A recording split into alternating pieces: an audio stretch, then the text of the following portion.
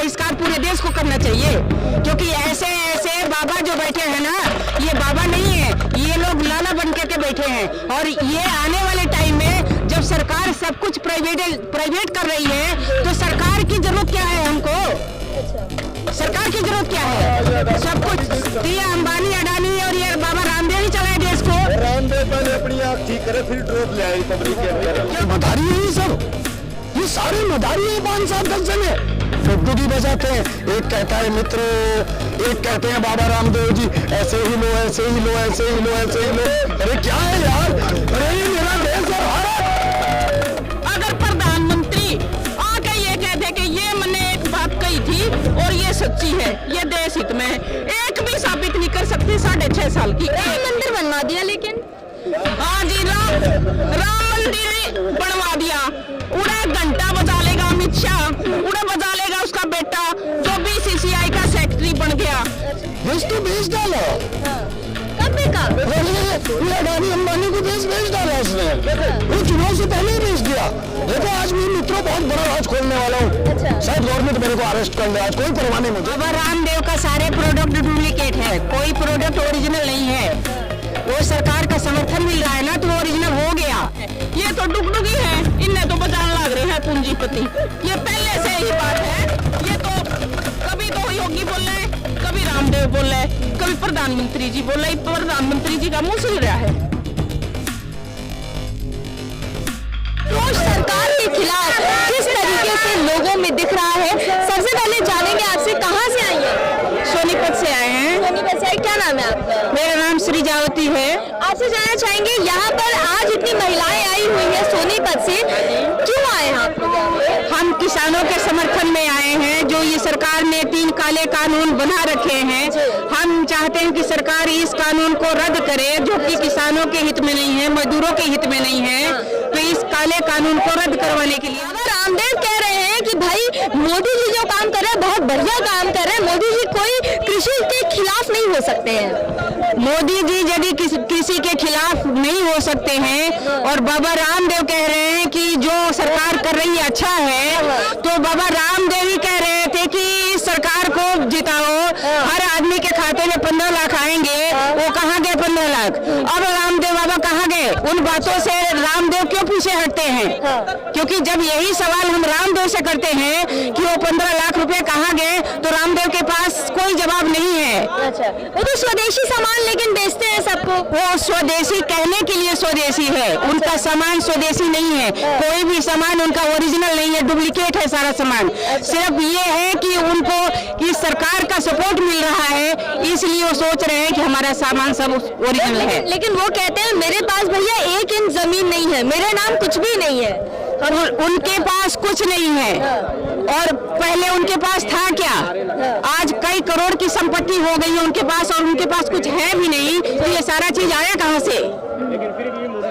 ठीक है, एक बात बताइए, सरकार जिस तरह से कह रही है कि किसान लोग कानून समझ नहीं पा रहे हैं, इस तरह की बातें कही गई हैं इसके पहले, क्या कहिएगा उस पर? सरकार कह रही है कि किसान समझ नहीं पा रहे हैं, तो सरकार को आकर के एक बार किसानों के आमने सामने होकर के समझाना चाहिए था। और किसान यदि सरकार यदि चाहती है और सोचती है कि ये किसानों के हित में है, तो सरकार को पहले इस पे किसानों से बहस क्यों नहीं करवाई? कानून बनाने से पहले और कानून को पास करने से पहले किसानों के आमने सामने होकर के इस पे बहस क्यों नहीं करवाई? और क्यों नहीं किसानों से पूछा? जब ये किसानों के हित में है और किसान कह रहे हैं कि हमारे हित में नहीं है, तो सरकार इसको रद्द क्यों नहीं कर रही है? मोदी जी का तो भरोसा किन किन बातों पे मोदी जी का भरोसा करें? वो मोदी जी 2014 में आए तो वो बोले कि अब सब कुछ ठीक होगा, अच्छे दिन आएंगे, अच्छे दिन आएंगे, 2 करोड़ नौकरियां देंगे। वो सारी नौकरियां कहाँ गई? कहाँ गए? और ये हालात जो हो गए, मोदी जी के लोग बहकावे में आ गए। इसलिए आज किसानों को, मजदूरों को और सभी वर्ग को भुगतना पड़ रहा है, क्योंकि लोग समझ नहीं पाए। क्या नाम है मैडम आपका? जी मेरा नाम सुनीता है। सुनीता जी कहाँ से आ रही हैं आप? जी हम यहीं के रहने वाले हैं, सोनीपत के। जी जो बहकावा आप देना चाहते हो ना इन किसानों को, उस बहकावे में आने वाले हम नहीं हैं। जो दो बातों पे कल ये कह रहे हैं ना कि सहमति बनी है, जो हमारे कृषि मंत्री कह रहे हैं कि 50-50 बातचीत हो गई, इसमें झूठ है, इसमें छलावा है। कोई 50-50 बातचीत नहीं हुई है, ये सिर्फ छलने के लिए है और ना यहाँ से कोई वापस जाएगा। इन्होंने सिवाय झूठ के कुछ नहीं कहा है। जैसे 15 लाख हमारे खाते में आए, ऐसे ही ये 2 कानून जो कल तय है 7वें दौर की बातचीत में, ऐसे ही आएंगे। जैसे 2 करोड़ रोजगार मिले, ऐसे ही आएंगे। तो अब ये बहुत झूठ बोल चुके और इन्होंने जनता को बहुत छल लिया, बहुत ठग लिया। अब जनता ठगाई में आने वाली नहीं है। ये कानून रद्द करने ही पड़ेंगे सरकार को।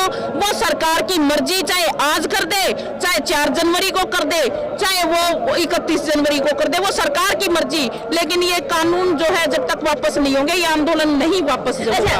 आपसे एक चीज जानना चाहेंगे, रामदेव बाबा का बयान आया है, उन्होंने कहा है कि मोदी सरकार किसान विरोधी नहीं हो सकती है। रामदेव जी का भरोसा क्यों नहीं कर रही है? रामदेव की तो जी हम आपने के बतावे, रामदेव 6 साल पहले, 7.5 साल पहले, 6.5 साल पहले जब दिल्ली में सलवार पहन कर भाग गया, और उनकी आप आए देख लो ना, जब वो सलवार पहन के दिल्ली में से भागे थे तब कितनी थी और आज कितनी है।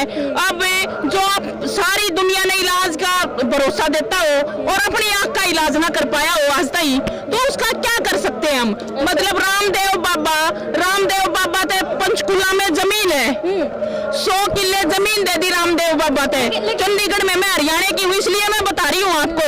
रामदेव बाबा के सारे द्वारे खोल दिए, उसको कह दिया तू सबसे बड़ा व्यापारी है, नेशनल नहीं, उसको इंटरनेशनल बना दिया। इसलिए क्या है वो रामदेव बाबा इतना ही बढ़िया है, तो आके जनता के बीच में कह देना यह बात। एक बार हम बता देना रामदेव बाबा को भी, वो रामदेव बाबा था, अब वो रामदेव जो है लाला हो रहा है, वो बाबा से लाला हो गया। अब लाला जी तो मोदी जी के गीत गाओगा ना, मोदी जी की थाली में है वो, तो वो उनकी थाली का बैंगन है, कभी इधर कभी उधर। लाला जी की बात आप रहने ही दो, घनी वो कहते हैं, आपने बोला कि उनकी जमीन है और तमाम कंपनी उनके नाम पे है, ये वो कह रहे हैं कि हमारे पास 1 इंच जमीन नहीं है, फकीर आदमी। हाँ जी, फकीर तो दिखने लग रहे, हम कद के हैं, ये असल में पूंजीपतियों के प्रतिनिधि हैं, दिखने के फकीर हैं। ये जो फकीर है वो 10 लाख का सूट क्यों पहनता है? फकीर को आप बताइए, राज सिंहासन पे वो जी योगी जी फकीर थे, बाबाओं को तो जंगल में रहना चाहिए, वो तो शांत में रहते हैं, वो तो कुटिया बना के रहते हैं, फिर राजगद्दी पे क्यों आ गई? अगर ये फकीर है, मेरा सीधा सवाल है प्रधानमंत्री जी से, कह रहे थे ना फकीर है झोला उठा के चले जाऊंगा, ये लाखों लोग आ रहे हैं, ये पूरा हिंदुस्तान कहने लग रहा है, हाथ जोड़ के मोदी जी से कह रहे हैं आप फकीर हो, आप चले जाओ, हमारा पीछा छोड़ दो। फकीरों पे देश नहीं चलते, जो मांगना खाना सीख रहा है उन पे देश चलेंगे? बिल्कुल नहीं चल सकते। देश उस पे चलेगा जो घर चलाना जानता हो, परिवार चलाना जानता हो। प्रधानमंत्री ने परिवार नहीं चलाया, बाबा रामदेव के आगे पीछे कुछ नहीं, इनके नाम 1 इंच जमीन नहीं। ये जिनने उभार के लेके आ रहे हैं ना, जो इनको प्रोड्यूस करके लाए, जो एक्टर बना के लाए, हीरो है ये बाबा रामदेव, मोदी जी, अंबानी, और इनने अपने पैसे से उभार के लाए थे। इनका समझौता हो रहा है ये, अब हमारी जो हम लिख के देंगे ना वो कानून पास करोगे, अंबानी और अडानी के कानून जो लिख के वो दे दें वो पास करें। ये तो डुगडुगी है, इनने तो बजान लग रहे हैं पूंजीपति, ये पहले से ही बात है। ये तो कभी तो योगी बोल रहे, कभी रामदेव बोल रहे, कभी प्रधानमंत्री जी बोल रहे। प्रधानमंत्री जी का मुंह सिल रहा है जब हम नहीं कह रहे हैं हाथ जोड़ के हमें कानून नहीं चाहिए, जबरदस्ती क्यों दे रहे हैं? पहले प्रधानमंत्री जी एक बता दें, किसी के खाते में 1 लाख आए, उनने 15 लाख की कही थी, मेरे खाते में तो नहीं आए। इतने खड़े हैं, ये महिलाएं भी खड़ी है, पूछ लो, हमारे खाते में तो काट और लिए, हर महीने 180 रुपए कटे हैं। प्रधान आप किससे मजदूर से पूछो, हम ATM से पैसे निकलवावे, हमारे खाते में से कटते हैं, हमारे पैसे को बैन कर दिया। आप पैन कार्ड के बिना नहीं निकाल सकते, सारा पैसा बैन करा है। प्रधानमंत्री आए पीछे एक बात बता दो जो हुई हो, अगर प्रधानमंत्री आके ये कहते कि ये मैंने एक बात कही थी और ये सच्ची है, ये देश हित में है, एक भी साबित नहीं कर सकते 6.5 साल की। राम मंदिर बनवा दिया, लेकिन हाँ जी, राम मंदिर बनवा दिया, उड़े घंटा बजा लेगा अमित शाह, उड़े बजा लेगा उसका बेटा जो BCCI का सेक्रेटरी बन गया, जिसकी प्रॉपर्टी लाखों में नहीं करोड़ों में होगी। इस देश की जनता जानती है क्या? हम सारा राम का नाम भी लेंगे, लेकिन राम मंदिर से रोजगार नहीं मिला हमारे नौजवानों को। हमारे नौजवान बच्चों को रोजगार की जरूरत है, रोजगार चाहिए, महिलाओं को सुरक्षा चाहिए। राम मंदिर में से आ जाएगा क्या कोई? आत्मनिर्भर भारत लेकर के आए ना लॉकडाउन में, रेल बेच दी, हवाई जहाज बेच दिए, तेल के अड्डे बेच दिए, तेल की खदानें, अपने सोने की खदान गिरवी रख दी, कोयले की खदान गिरवी रख दी। हम बन गए आत्मनिर्भर, हम बन गए पूंजीपतियों के नौकर और हम बन गए गुलाम। और उसने अंग्रेजी में कहा है मोदी जी आत्मनिर्भर, वो आत्मनिर्भरता मोदी जी ने मुबारक, इस देश की जनता ने नहीं चाहिए, हमने नहीं चाहिए। क्या कह रहे हैं भैया? देखिए रामदेव, जब हम बात करते हैं ना, हम टीवी में भी देखते हैं, वैसे भी देखते हैं, उसकी पलक झपकती है ऐसे ऐसे, वैसे भी लुच्चा दिखता हो, लुच्चा दिखता हो, लुच्चा गंदा आदमी है, उसकी खुद बाबा है लेकिन। अरे बाबा नहीं है, पाखंडी है, पाखंड करता है, आंख खुद ठीक नहीं और आंख की ड्रॉप निकाल रहा है, आंख की दवाई निकाल रहा है कि भाई मैं ये है मेरा पतंजलि और इसकी आंख की दवाई स्ट्रॉन्ग है। जिसको नहीं दिखता है उसको दिख रहा है, खुद की तो फुट्टी पड़ी, दूसरों ने की काम मतलब खोलेगा वो। लेकिन कहते हैं कि योगा करते हैं मोदी जी कितना फिट है, पूरे दिन काम करते हैं। देखिए एक रिक्शे वाला पूरा दिन रिक्शा चलाता है, योग की जगह रह जाती है। अगर एक मजदूर सारा दिन मजदूरी करेगा, फिर उससे कहे 2 घंटा और आप योगा करें, कसरत करे, क्या रह जाएगा उसके शरीर में? कुछ भी नहीं रहेगा। ये पाखंड है। देखिए योग भी वो करेंगे जो अडानी अंबानी है, उल्टा सीधा खाते हैं, देश की जनता का रुपया लूटते हैं, मोटे मोटे पेट हो रहे, नौकर लगा रखे कि मेरे को करोट नहीं आता, करोट भी उनको नौकर दिलाते हैं, पलटा देने के लिए भी नौकर है उनको। तो ये सब पाखंड है और ये पूरा नेटवर्क है इनका, इन लोगों का। ये यहाँ पर व्यापार कर रहे हैं, वो वहां पर दिल्ली में बैठ कर व्यापार कर रहे हैं। व्यापार का जो इन साधन अपना रखा ना, वो जनता समझ चुकी है। जनता को क्या चाहिए? रोजी रोटी कपड़ा मकान। यहाँ तो इन्होंने कहा था, न्यू बोल रहा है ये मोदी, बोला मेरी सरकार जब आएगी बीपीएल परिवारों को सबको पक्के मकान दूंगा। हुआ क्या? जो झोपड़ी थी वो भी तड़वा दी, बनाने की तो बात दूर। एक सवाल ये है कि जब मोदी जी दूसरी बार प्रधानमंत्री बन के आए, उन्होंने कहा देश नहीं बिकने दूंगा, क्या कहिएगा? देश तो बेच डाला। अच्छा, देश तो बेच डाला। हाँ। कब बिका? ये अडानी अंबानी को देश बेच डाला उसने, वो चुनाव से पहले ही बेच दिया। देखो आज मैं मित्रों बहुत बड़ा राज खोलने वाला हूँ। अच्छा। शायद गवर्नमेंट मेरे को अरेस्ट कर ले, आज कोई परवाह नहीं मुझे। पहले भी इन्होंने मेरे पे 8-10 मुकदमे लगाए थे। जब इनके अटल बिहारी की सरकार थी, मैंने सच की आवाज उठाई थी। आज भी मैं सच बोल रहा हूँ। ये जो विदेशों में प्रचार करने गए थे ना मोदी जी, जानते हो एक प्रोग्राम में कितना रुपया खर्चा होता था भारत का? हम गरीबों का पैसा लगा रहे, हमारी जनता का, किसानों का पैसा था। मोदी जी जब एक प्रचार किसी मुल्क में जाके करते थे अपना रिटेलर इंडिया का, जब प्रोग्राम करते थे वहां जो विदेशियों को इकट्ठे करते थे, हमारे भारतीय इंडियन लोगों को, तो उसके होडी मोदी पे जो खर्चा होता था वो हमारा इंडियन पैसा था। कौन दे रहा था? वो अडानी अंबानी दे रहे थे। वो सूद समेत निकालेंगे इस शर्त पे दे रहे थे वो।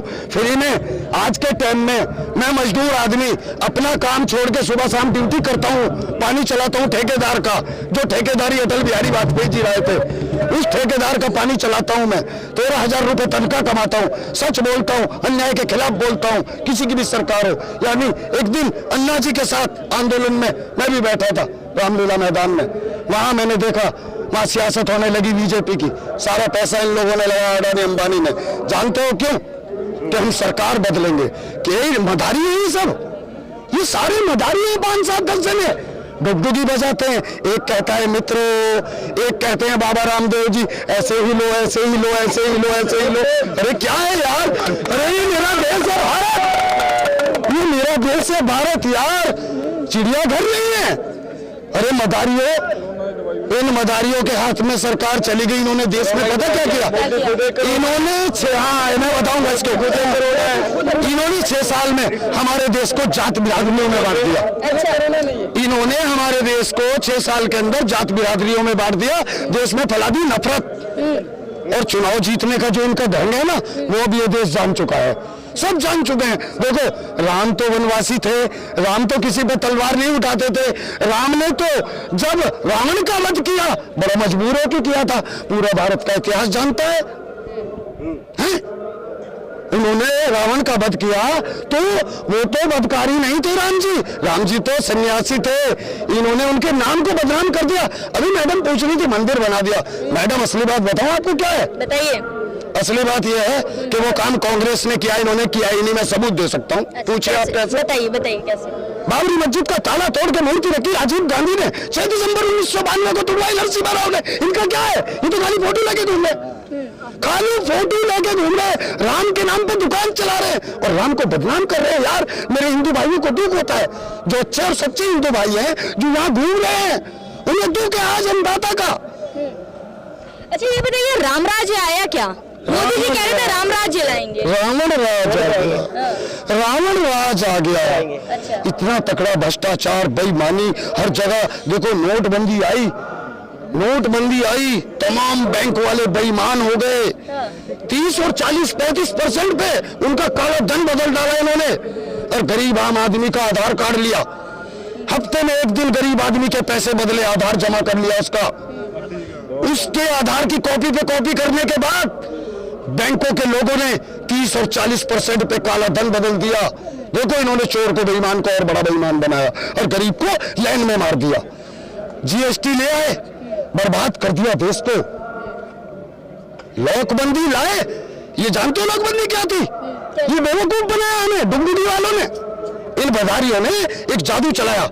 ए भाई, हमने 6 साल में अंधकार मचा दिया, देश में हाहाकार मच गया, नफरत फैल चुकी है। अब इस बात को ढकने के लिए सबको रोको। कैसे रोकोगे? अबे लॉकडाउन लगा दो। मैसेज मिल चुका है, अगर शरण है ना तो ये किस्तों में कानून वापस मत लो, धड़ल्ले से आज ही ले लो यार, धड़ल्ले से आज ही ले लो कानून वापस, फायदे में रहोगे। वरना क्यों? ये आज पूरा भारत खड़ा है सारे बॉर्डरों पे, पूरा भारत खड़ा है। ये जान चुका है तुम्हारे वोट को। हरियाणा की इकाई के चुनाव में तुम्हें तजर्बा मिल चुका है, हार तुम्हारी हो चुकी है। मान जाओ। जय हिंद, जय भारत। मैं तनवीर, मेरे नाम